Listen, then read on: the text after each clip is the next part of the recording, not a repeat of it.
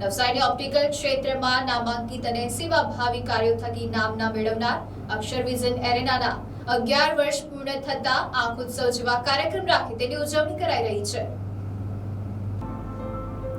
નવસારીની Shantadevi road ખાતે આવેલી અક્ષર vision એરેના નામની ઓપ્ટિકલ શોપ નવસારીનું ઓપ્ટિકલ ક્ષેત્રે એક જાણીતું નામ અને બ્રાન્ડ બની ગયું છે।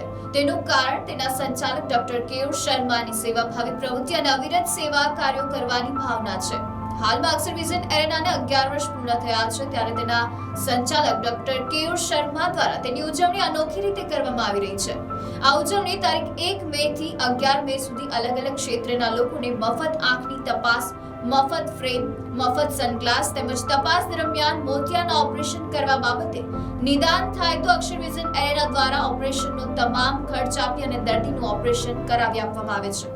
ડોક્ટર કેયુર સમાજ દ્વારા આ રીતે અનોખી ઉજવણી કરી અને પોતાની શાખાના 11 વર્ષ પૂરા થયા તે માટે આંખ ઉત્સવ નામનું કાર્યક્રમનું આયોજન કરવામાં આવ્યું છે। ત્યારે હવે 2 દિવસ બાકી છે અને અત્યાર સુધીમાં હજારો લોકોએ આંખ ઉત્સવના શિબિરનો લાભ લીધો છે।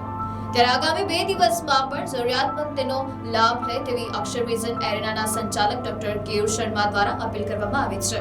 આપ સૌ જાણો છો કે અક્ષર વિઝન એરેનાને 11 વર્ષ થયા છે, તો એ આંખોત્સવ ઉજવી રહ્યું છે। તો આજે આંખોત્સવ છે એમાં આપણે સમાજના અલગ અલગ વર્ગોનું ફ્રી આઈ ચેકઅપ એવું રાખ્યું। તો હાલમાં આપણે જોઈએ કે છેલ્લા 3 દિવસની અંદર આપણે જેટલા પણ ફાયર બ્રિગેડના કર્મચારી છે એ લોકોનું ફ્રી આઈ ચેકઅપ કર્યું।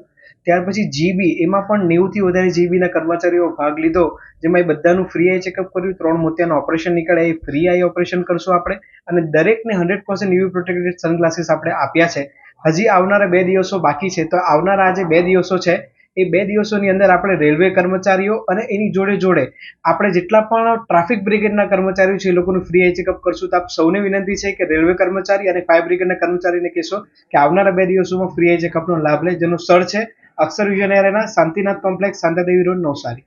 Bureau report NDC news, Navsari.